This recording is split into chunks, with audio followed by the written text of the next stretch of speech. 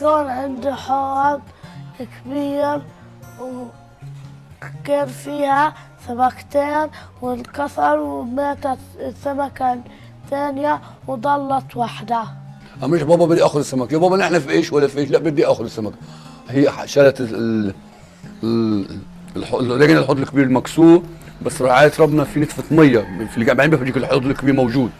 نقلنا بسرعة، نقلنا انا وياه، نقلنا السمكة وحطيناها في المرطبان الصغير، هي حملت الحوض ونحن حملنا السمك القفص العصير ونزلنا.